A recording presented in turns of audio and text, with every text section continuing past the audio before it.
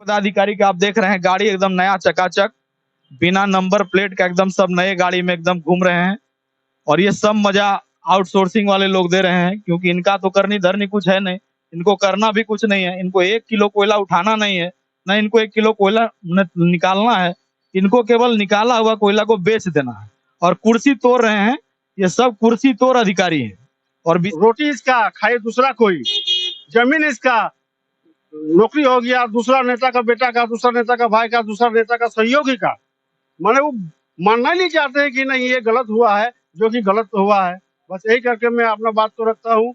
इसके साथ सब कोई आप लोग सहयोग कीजिए, इसको न्याय मिलना चाहिए और न्याय मिलेगा। आज एक कार्तिक गोराई आया है जिसका यदि इसके साथ मतलब न्याय नहीं मिला तो कल यहाँ 100 कार्तिक गोराई खड़ा कर देंगे। ये हम ग्रामीणों का वादा रहा। बीसीसीएल मैनेजमेंट हाय हाय, बीसीसीएल मैनेजमेंट हाय हाय, ट्रेड यूनियन का नेता हाय हाय, ट्रेड यूनियन का दलाल हाय हाय।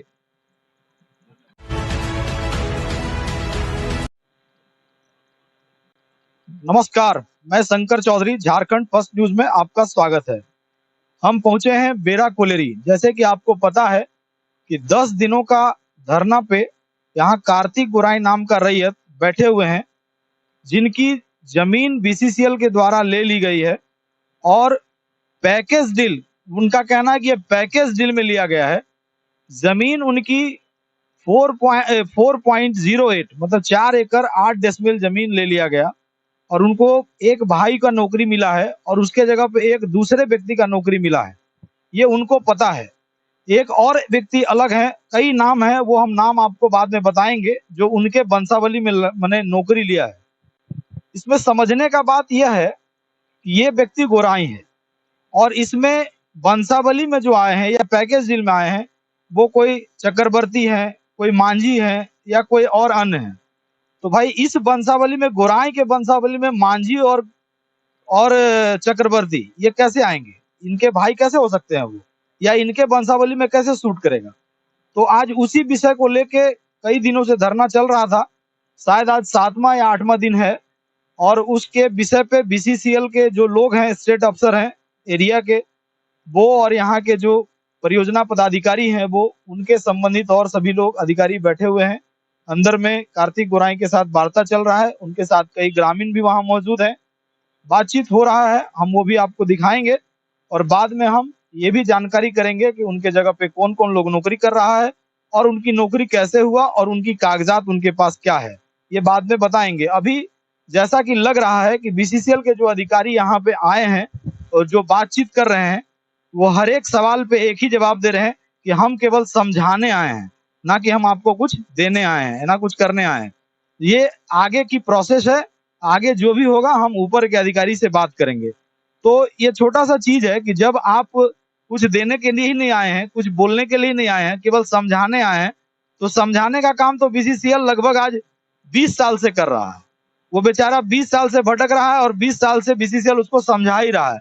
तो और कितना दिन आप समझाइएगा, उसी पर हम समझना चाहेंगे कि आगे आपसे बात करके दिखाएंगे कि यहाँ के जो स्टेट अफसर हैं उनसे भी बात करेंगे, परियोजना पदाधिकारी उनसे भी बात करेंगे, और जो ग्रामीण है उनसे भी बात करेंगे।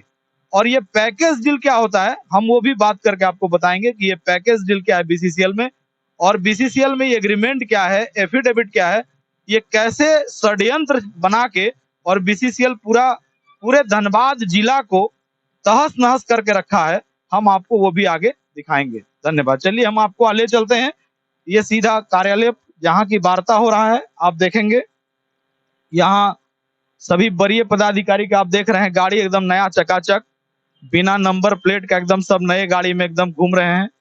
और ये सब मजा आउटसोर्सिंग वाले लोग दे रहे हैं, क्योंकि इनका तो करनी धरनी कुछ है नहीं, इनको करना भी कुछ नहीं है। इनको 1 किलो कोयला उठाना नहीं है, न इनको 1 किलो कोयला निकालना है। इनको केवल निकाला हुआ कोयला को बेच देना है और कुर्सी तोड़ रहे हैं। ये सब कुर्सी तोड़ अधिकारी हैं।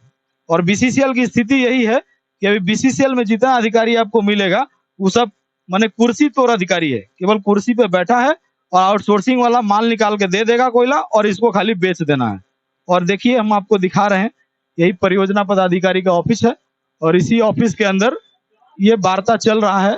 पूरा गहमा गहमी है, ग्रामीण भी हैं, कार्तिक गोराई भी हैं और यहाँ के जो अधिकारी हैं बीसीसीएल के वो भी हैं।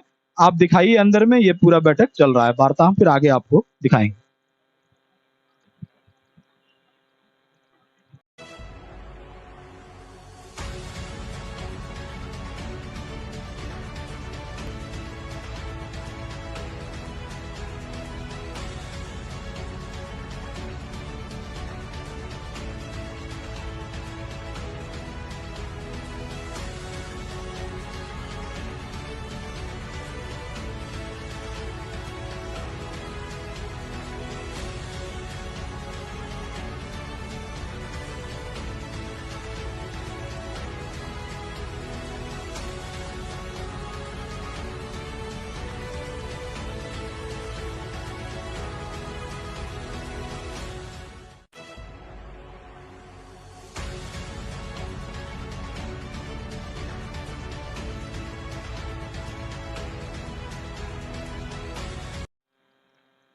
वार्ता करने के बाद कार्तिक गोराई कोलेरी से बाहर निकले हैं, कोलेरी परियोजना ऑफिस से। हम उनसे बात करते हैं कि वार्ता से वो क्या संतुष्ट हैं या वार्ता में क्या निष्कर्ष निकला, बताइएगा। आज बाता में बुलाया गया, स्टेट ऑफिसर आए थे, हमको कल चिट्ठी दिया था कि बाता के लिए, और यहाँ का प्रोजेक्ट ऑफिसर भी थे, लेकिन ये लोग कुछ बाता करने नहीं था, ये लोग डिस्कस करके आया होगा। नेता की बोली बोल रहा था, ये लोग जैसे कि धमका रहा है वैसे आवाज से बोल रहा था, और लगता है कि ये लोग हमारा फैसला नहीं करना चाहते। ये लोग चाहता है कि किसी तरह ये मरता है तो मर जाए, यही चाहता है ये लोग। इसलिए हम धरना बंद नहीं करेंगे, धरना चालू रहेगा। एक तारीख से जो बोले हैं, अभी आपका 1 तारीख को रविवार पड़ रहा है, इसलिए हम सोमवार से अमर भूख हड़ताल का धरना, हम धरना में बैठेंगे।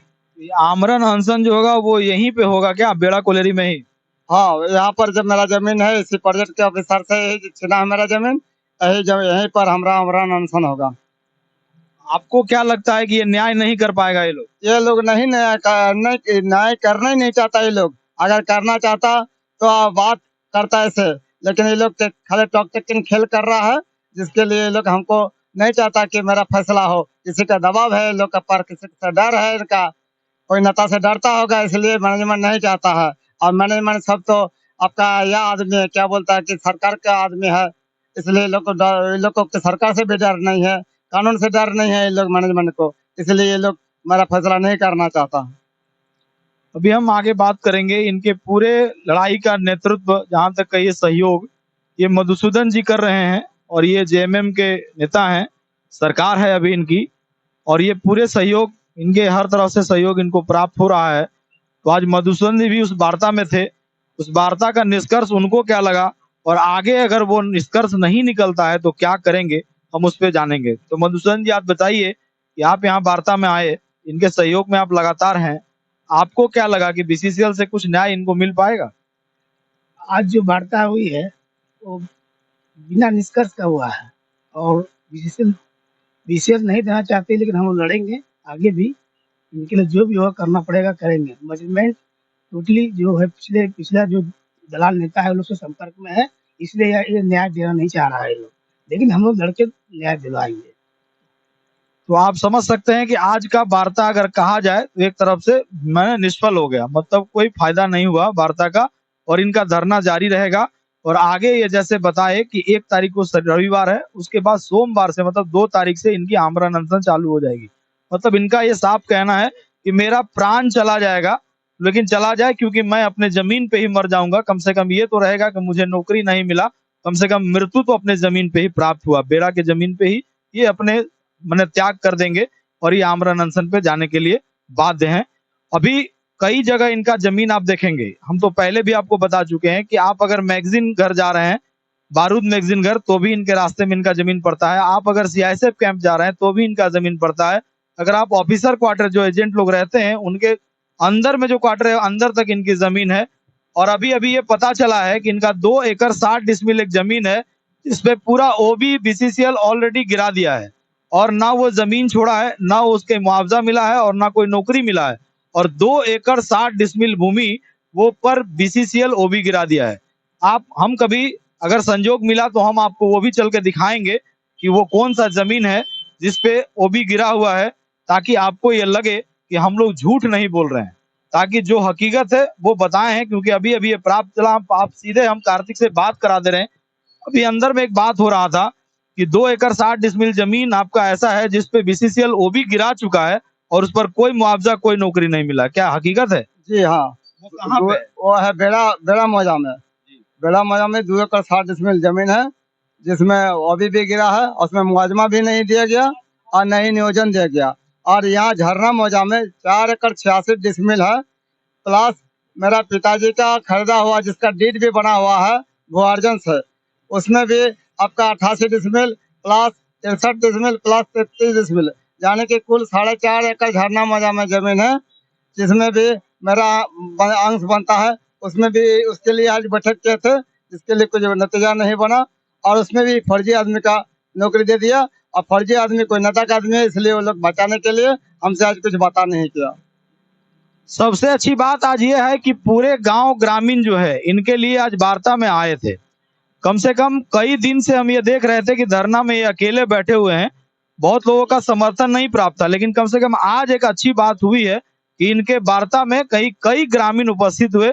ग्रामीणों को भी ये लग रहा है कि कार्तिक गोराई जो है ये सफर कर रहा है, और ऐसे सफर कर रहा है जिसको ये कहते हैं पैकेज डील।